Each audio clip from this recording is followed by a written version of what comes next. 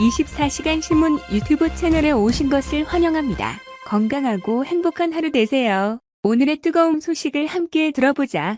대한민국이라는 나라가 고작 8년도 안 돼서 F-35에 버금가는 최신형 전투기를 개발하는 건 록히드 마틴 기술진들 입장에서 가능성이 전혀 없다고 하나같이 입을 모았다.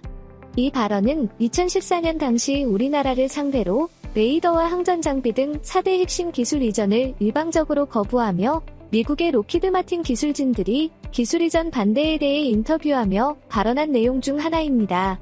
그들의 주장은 즉슨 대한민국이라는 나라가 4세대급 전투기를 개발하는 건 무리일 테니 미국의 전투기 기술 유출을 우려해 4대 핵심 장비 이전을 거부하는 방식도 정당하다는 것이 그들의 일관된 주장이었죠.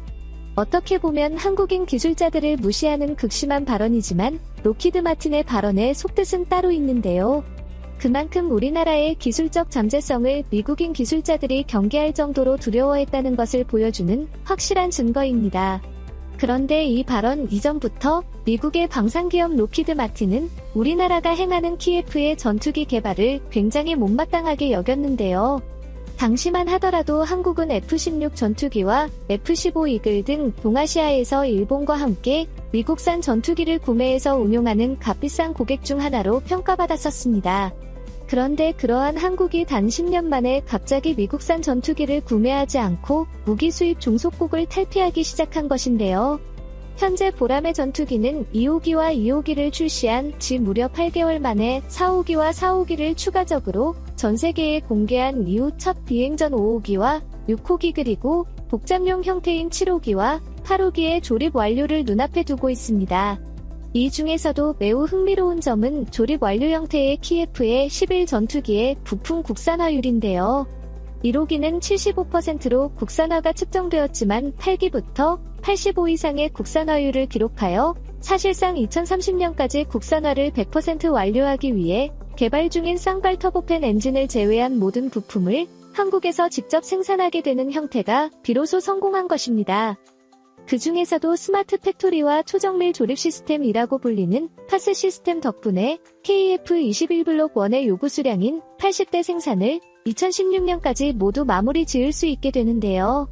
한국형 스마트 팩토리는 세계 최초 파스 시스템은 미국에 이어서 한국이 두 번째로 실시하는 조립 형태 기술로 무일 로봇의 도움을 통해 생산 과정을 최적화함으로써 구형 설비 대비 전투기 생산량을 3배 이상 증가시킬 수 있다는 연구 결과가 나왔습니다. 이처럼 스마트 팩토리 구축으로 인해 기존에 예상했던 것보다 6년이란 빠른 속도로 보람의 생산라인 증설이 가속화되고 있습니다. 이러한 상황에 대하여 중국과 일본은 물론 기분이 좋지 않은 기업이 또 하나 있는데요. 키예프의 11 전투기로 인해 미국의 방산기업인 록히드 마틴은 전투기를 구입해주는 소중한 국가를 잃은 것도 모자라서 미국산 무기에 종속되어 있었던 대한민국이 KF-21 전투기라는 강력한 플랫폼 체계를 독자적으로 구축해 해외 수출 시장에서까지 경쟁해야 하는 것을 매우 못마땅하게 여기는 것이죠. 그런데 7월 대한민국의 노력으로 개발한 KF-21 전투기의 형태가 활주로에서 공개되자 전 세계인들은 이목과 관심이 집중되었는데요. 해외 군사 커뮤니티들 사이에서는 한국의 키예프의 11일 몇 세대 전투기인지에 대한 논쟁이 뜨겁게 진행되었고 미국산 전투기들과 견주어 보았을 때 나무랄 곳이 없는 세계 최고의 전투기라고 평가했습니다. 그 중에서도 한국의 KF-21을 미국 록히드 마틴에서 제작한 F-22 랩터와 외형적으로 아주 비슷하다는 이야기가 많았는데 실제로 KF-21 전투기의 크기는 애플 CD 랩터와 비교했을 때 약간 작은 수준으로 애플 35보다 거대하며 쌍발 엔진을 탑재하고 무장 탑재량은 더 많은 전투기로 알려졌습니다. 일각에서는 이미 외형적인 부분만 똑같을 뿐 F-35 전투기를 뛰어넘었다는 이야기가 많이 나오고 있었는데요. 그런데 시청자분들은 여기서 의문점이 드실 것입니다. 한국이 처음으로 만든 전투기가 어떻게 록히드 마틴사의 F-22와 비슷한 외형을 갖출 수 있었을까요? 사실 20년 전만 해도 우리 한국은 그동안 미국의 전투기에 의존해왔던 터라 해당 기술력을 갖고 있을 수 없었습니다. 하지만 한국의 입장에서 볼 때 최신형 전투기 기술을 너무나도 개발하고 싶었지만 이는 너무나도 중요한 기술이며 비행의 안전과 직결된 문제이기 때문에 섣불리 만들 수 없었습니다. 엎친 데 덮친 격으로 2014년 미국은 4세대 기술들을 핵심 기술이라고 판단하며 기술 이전을 완벽히 거부해왔습니다. 이 사건 이후 우리 한국은 어쩔 수 없이 KF-21 전투기를 개발하기 위해서 계단식 개발을 채택했죠. FA-50 전투기부터 시작해 모든 장비와 시스템을 스스로 독학해야만 하는 고등 과정이 존재했습니다. 그런데 놀랍게도 모두의 예상을 초월했습니다. 그렇게 어렵다던 항전 장비들과 A사 레이더 등 미국이 기술 이전을 거부한 시스템들을 우리 한국이 독자적으로 개발해내는데 성공하고 KF-21회형 또한 F-22 레터와 아주 비슷한 형태로 제작해내 비로소 성공하게 됩니다. 알고 보니 놀랍게도 이 시기에 로키드 마틴에서 근무하고 있던 핵심 채집자 박시몽 선생님이 KF-21 개발 시기와 동시에 돌연 한국으로 귀국하게 되는 사건과 개발 완료 시기가 동시에 일어납니다. 사실 박시봉 선생님은 로키드 마틴과 보잉 등 미국의 대표적인 방산기업에서 일하면서 동시에 탑 소프트웨어 엔지니어로 활약하게 됩니다.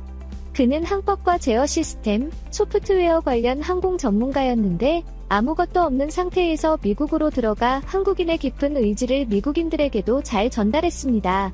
최첨단 전투기 기술력을 모두 갖추었죠. 그런데 2014년 최종적인 탐색 개발 자료들을 가지고 한국 항공우주 산업에서 박심, 홍 선생님이 직접 프레젠테이션을 진행하게 됩니다. 이 프레젠테이션을 진행하는 동안 박시몽 선생님은 미국 글로벌 항공업체들에서 쌓아온 노하우와 기밀들을 공유한 것으로 추정되고 있습니다.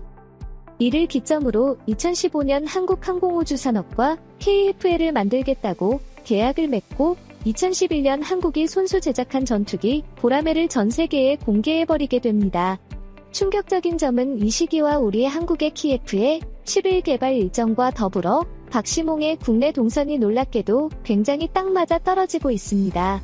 박시몽 선생님은 F-22 전투기 랩터의 항법 시스템과 소프트웨어 개발을 총괄했는데요. 이것이 뜻하는 건 F-22 소프트웨어 개발 분야에서 가장 컨트롤 센터였다는 이야기인데요. 사실상 F-22의 내부적인 개발은 그의 머릿속에서 나왔다고 할 정도로 해당 전투기를 개발하는데 많은 기여를 해왔습니다. 또한 전자장 센서를 이용한 전자컴퍼스로 방위각 검출을 향상시키는 논문을 국내에서 공동 발표하기도 하였는데 이건 역시 지라칼륨을 사용한 A사 레이더의 핵심 기술로 지형, 탐색 항법의 핵심이 된 중요한 기술이 되었습니다. 이 기술을 포함해 항전 장비 역시 항공전자와 비행 제어 시스템을 통해 컴퓨터가 자동으로 보정하게 됩니다. 이미 한국 항공우주산업은 KF의 11 전투기로부터 해당 시스템을 개발하는데 성공했으며 현재까지도 해당 기술력을 국가기밀로 설정하여 극비리에 보관하고 있습니다. KF-21 전투기 블록 1이 개발된 시점부터 블록 2와 3까지 스텔스를 갖춘 전투기에 더 높은 기술력을 대한민국도 보유할 수 있게 되었죠. 이런 정황들로 보았을 때 박시봉 선생님은 우리 한국이 만들까 말까 고민해왔던 전투기 사업을 진정으로 추진할 수 있게 도와줬으며 만들 수 없었던 시스템들을 만들 수 있게 도와준 아주 대단한 위인이라고 볼 수 있겠군요. 시청해주셔서 감사합니다.